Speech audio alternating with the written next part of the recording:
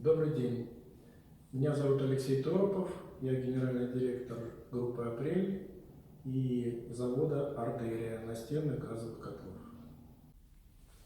В интернете много обращений разных граждан по поводу возникновения различных шумов при работе настенных газовых котлов. Это может быть и писк, и стон, и свист.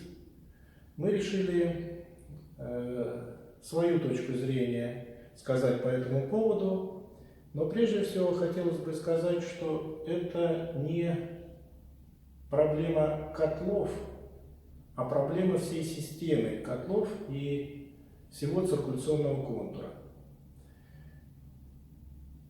Среди этих неправильных звуков работы котла можно разделить их на два главных направления. Это свист, который возникает в гидравлической части или теплообменнике, и свист, который возникает в атмосферной горелке. То есть это свист гидравлики и свист газа. Причем совершенно разные котлы, и бренды известные мировые, и немецкие, и итальянские, и любые другие, и китайские. То есть речь идет не о том, что какой-то конкретный котел свистит или там стонет, а речь идет о том, что бывают случаи во всех вариантах, и китайские, и европейские, любые. Этот вопрос, он связан с работой системы в целом. Рассмотрим вообще, что такое котел. Ну, в примитивном представлении это чайник. То есть, если мы рассмотрим, у чайника есть горелка и непосредственно сам чайник. Давайте его так вот изобразим. И, собственно говоря, котел – это тот же чайник, просто у него есть горелка и есть трубка, по которой идет вода с разной скоростью. Вы все прекрасно знаете, что если поставить чайник на огонь, то при температуре порядка 80 градусов начинаются пузырьки. Пузырьки кислорода, и чайник начинает шуметь. И если мы рассмотрим ситуацию в котле, то она примерно такая же. Теплоноситель, которым в большинстве случаев является вода, протекает внутри теплообменника. С помощью горелки нагревается поверхность теплообменника, и теплоноситель протекает внутри этих трубок. Если он протекает медленно, то на поверхности трубок возникают пузырьки, и эти пузырьки дальше идут уже в систему. Соответственно, там могут быть различные повороты, различные местные сопротивления. И в результате движения этого насыщенного воздухом, вернее кислородом теплоносителя, могут возникать различные шумы, которые связаны именно с процессом возникновения этих самых пузырьков и движения при определенной скорости их по этой трубке. Всегда можно говорить о том, как быстро это происходит. То есть, если скорость большая движения, то не успевают эти пузырьки образоваться на поверхности стенки теплообменника. Это все равно, что быстро опустить руку в кипяток можно, но только быстро. или, допустим, в жидкий там, азот или так далее можно, но только очень быстро. Также и здесь, если будет двигаться быстро вода в теплообменнике, то тогда никаких проблем с возникновением на высокой мощности горелки не произойдет. Если же скорость будет медленная, то будут образовываться пузырьки воздуха, которые могут создать этот шум при движении внутри теплообменника. Скорость движения определяется циркуляционным насосом, который установлен в системе или в самом котле. В традиционных котлах в большинстве случаев есть циркуляционные насосы с 3 скоростями скорости. И, соответственно, можно переключать на первую, вторую или третью скорость. Это позволит быстрее или медленнее проходить через теплообменник. Но скорость движения в теплообменнике зависит не только от самого котла, но и от всего циркуляционного контура. Ну, нарисуем батарею. И если по контуру сделаны, допустим, тонкие трубы или сложная большая система, то все это приведет к уменьшению скорости движения в теплообменнике. Соответственно, у нас есть 2 варианта или 2 важных значения. Это скорость движения и с какой мощностью работает горелка, какая высота пламени в этой системе. Соответственно, если мы говорим о шумах, связанных с теплообменником,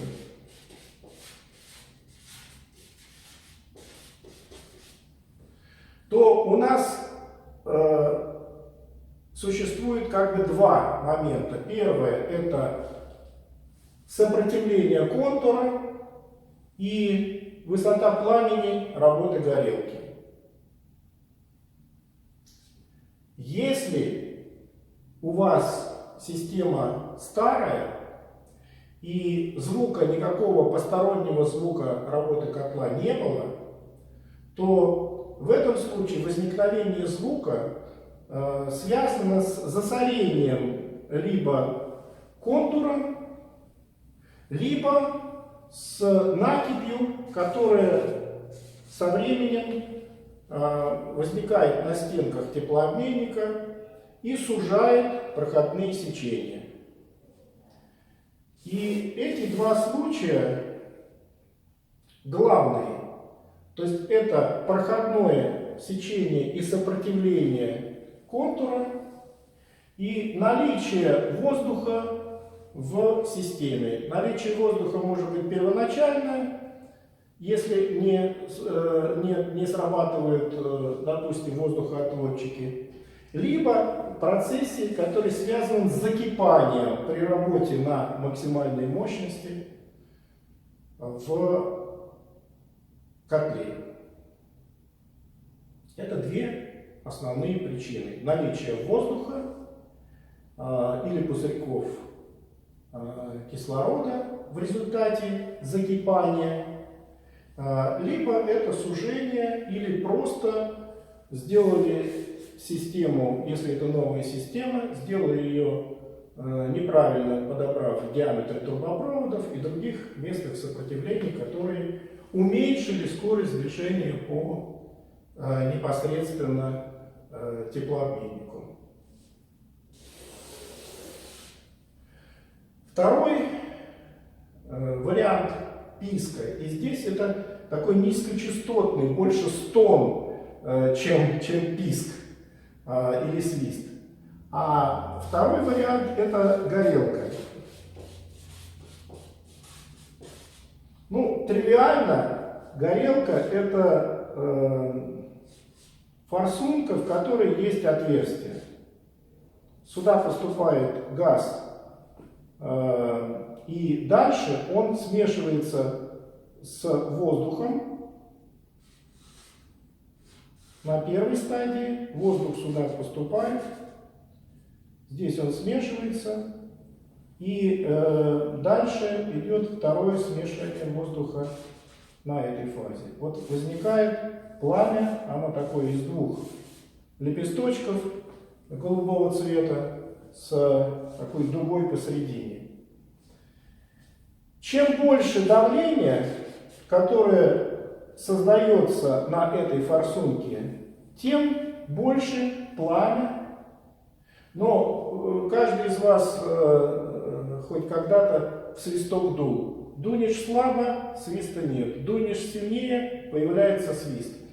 Поэтому в зависимости от того, как сделаны эти отверстия, отполированы они, нет ли там каких-то включений, может возникать свист, связанный с работой горелок.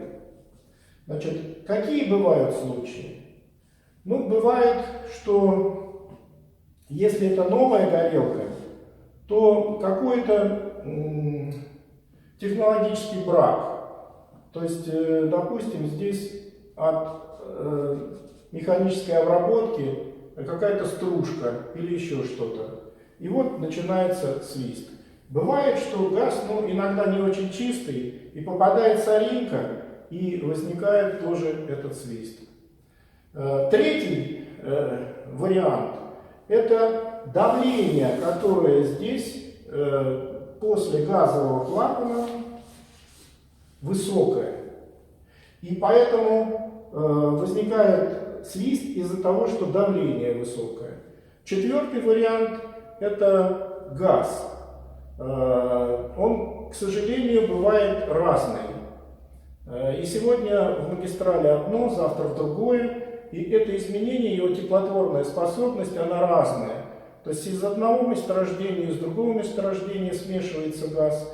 И каждое месторождение имеет некоторый разброс содержания и метана, и бутана, и других соединений водорода и углерода. И поэтому теплотворная способность разная, плотность разная. И может, если вы находитесь вот на такой границе, даже это влияет на наличие вот этого самого свиста. Значит, вот мы 4 причины сказали, если мы говорим о свисте горелки. Он более высокочастотный. Если тут гидравлический свист, он, как я сказал, стон, то свист, который возникает в горелке, он более высокочастотный. Что делать? И правильно ли мы думаем или неправильно? Мы сделали видео, и на существующей схеме, мы вам его покажем сейчас, после этого, в нашей системе мы просто переключаем в действующей системе на разные скорости и смотрим, появляется или не появляется свист и стон. Если этот эффект возникает и пропадает при переключении скоростей, значит мы думаем правильно. Вот, вы посмотрите это видео, и может быть оно полностью решит ваши вопросы. Как выходить из этой ситуации? Есть несколько путей решения этого вопроса. Ну, попробовать переключить скорость, если она не сразу установлена третьей. Если есть возможность переключить скорость на большую, значит переключить скорость на большую.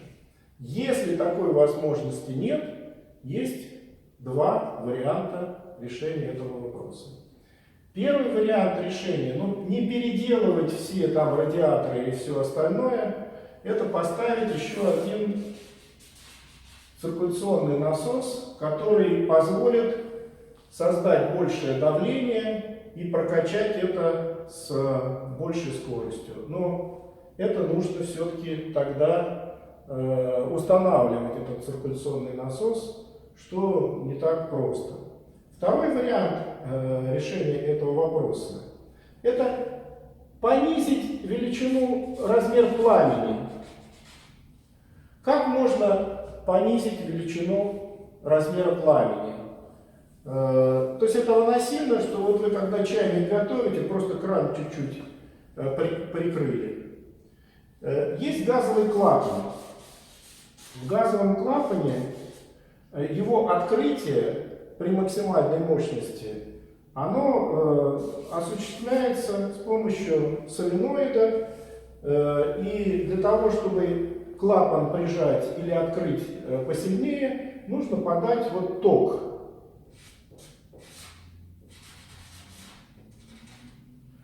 Больше или меньше. Вот этим током можно изменить сечение клапана в крайнем положении, в максимальном положении. То есть при настройке работы газового котла можно настроить так, чтобы уменьшить ток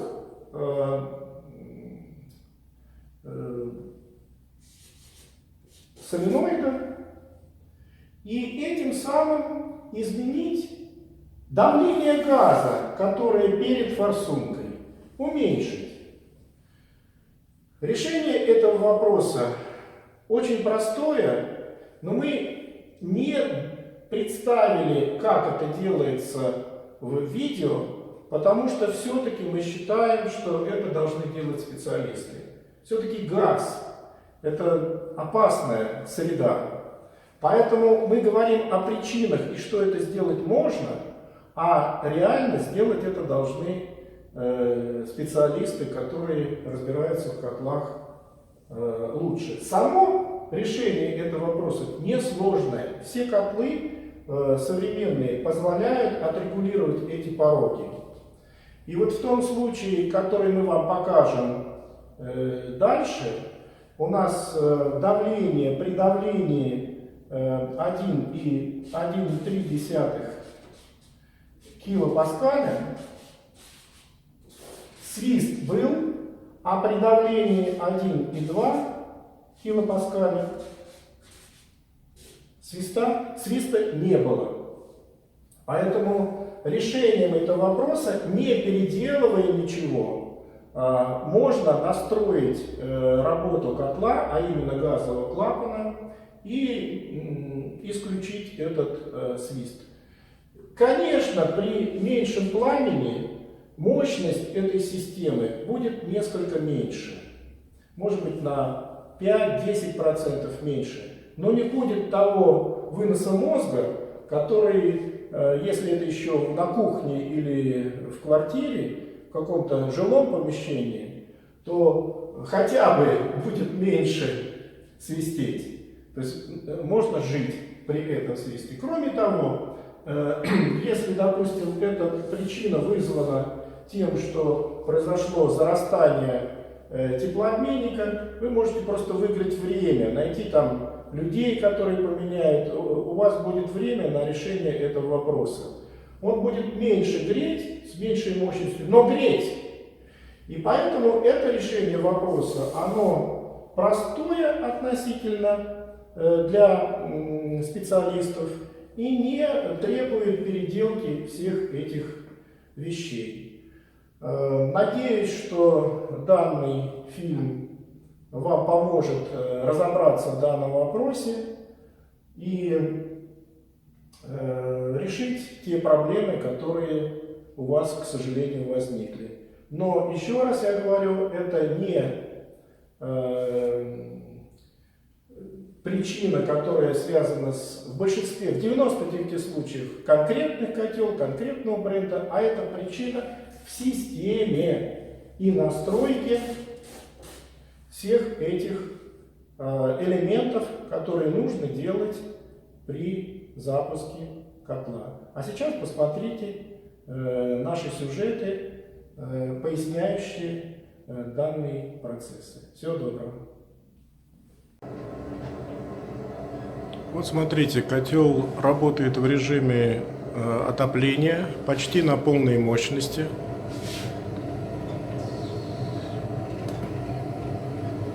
Последнее. Вот все на полной мощности. В принципе, звук нормальный. Даже вот счетчик скрипит больше, чем котел. На полной мощности. Это 40-киловаттный котел. Попробуем перевести в режим горячей воды. Разгоним до максимума.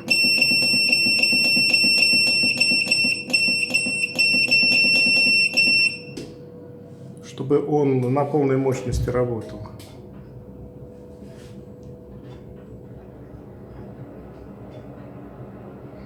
Никакого писка на отоплении не было.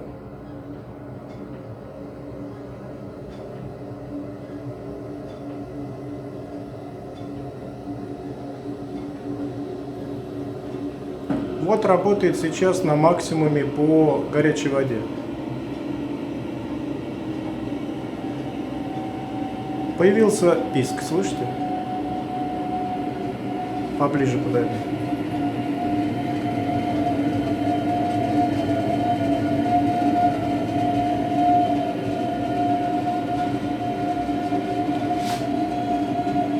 Смотрим, какое давление. 2,1. 2,1 бара.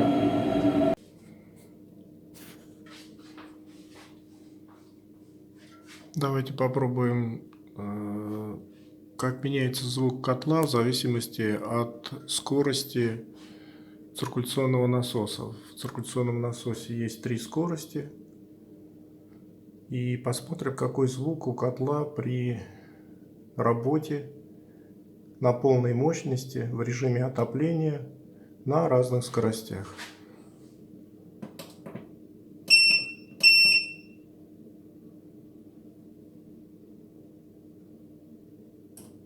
Котел запускается.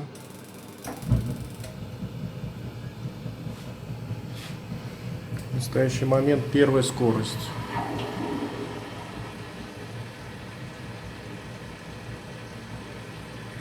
Установленная температура 80 градусов максимальная.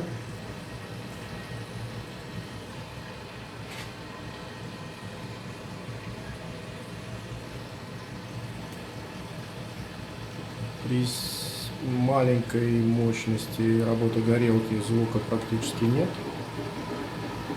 Начинается закипание, звуки на теплообменнике, который возрастает. Сейчас половина мощности.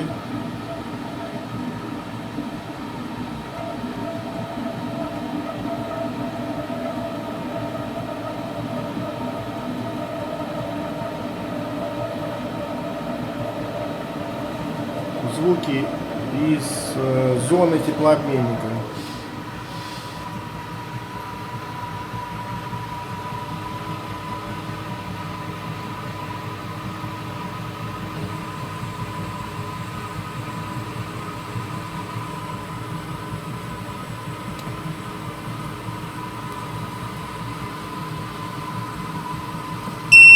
Давление в системе 1,8 бара.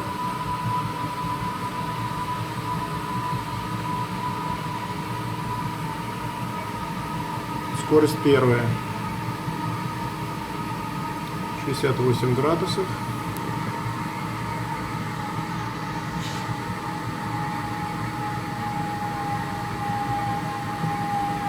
Вот он на полной мощности. Практически на полной мощности. И вот звук, слышите, какой звук?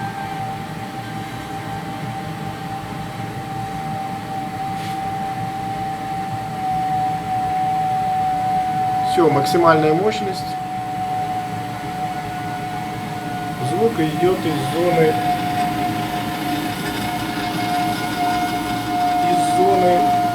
теплообменника. Не выключая камеру, меняем скорость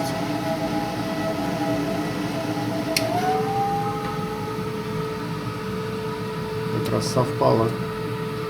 Вот, максимальная мощность, звука нет. Звука практически нет.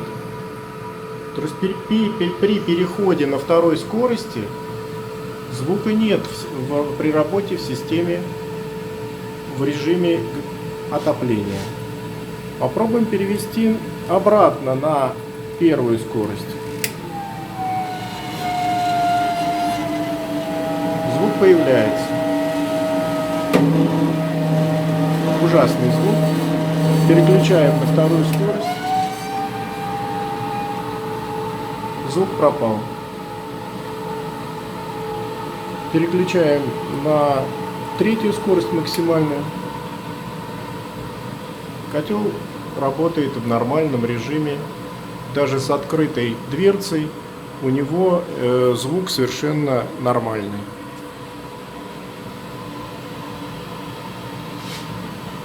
Соответственно, появление этого звука, это звук теплообменника, теплообменник новый, поэтому эти звуки связаны наверное, с течением теплоносителя внутри теплообменника и с вопросами возникновения пузырьков воздуха на стенках и движения при определенной скорости.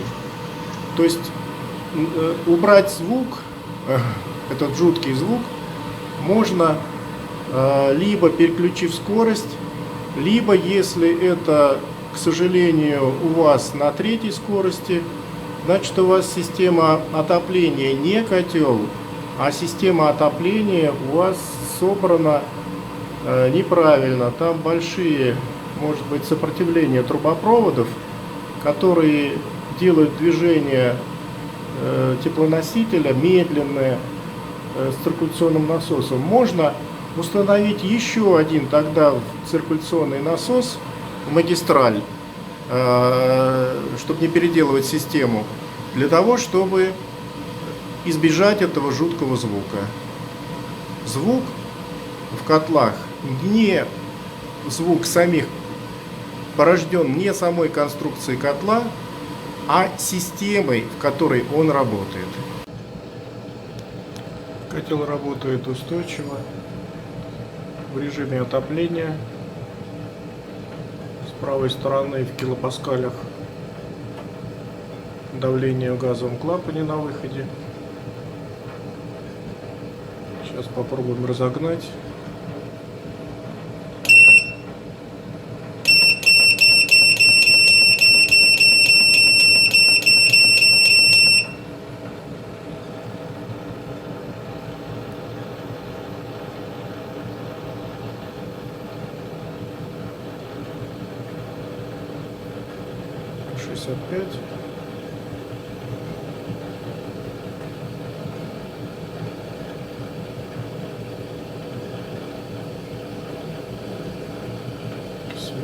Порядка.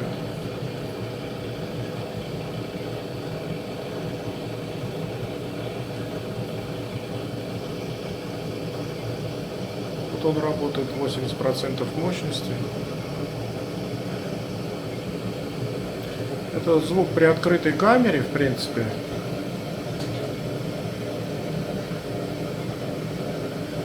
%90.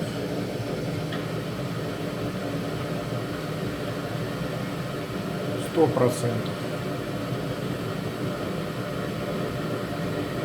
Давление 1,1 примерно. 1,1, 1,2.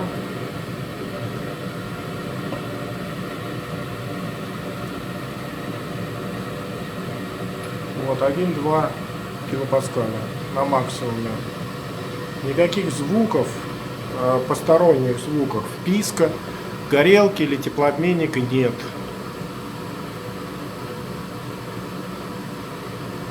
То есть мы заявляем, что при мощности, при полной мощности работы горелки, при давлении 1,2 килопаскалей, никакого писка, никакого шума постороннего при работе котла в режиме отопления нет.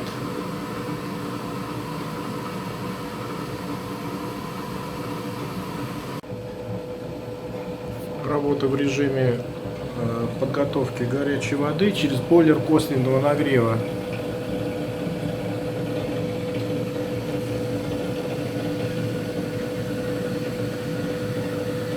Вот он на максимуме. 1,27, 1,30 килопаскаля.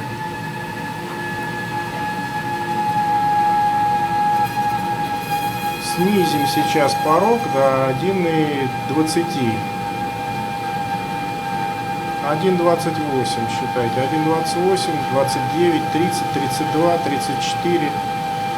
То есть 1,3 килопаскаля, и вот возникает свист. Идея такая простая. Сейчас понизим давление до 1,2 и посмотрим, что получается на горячей воде.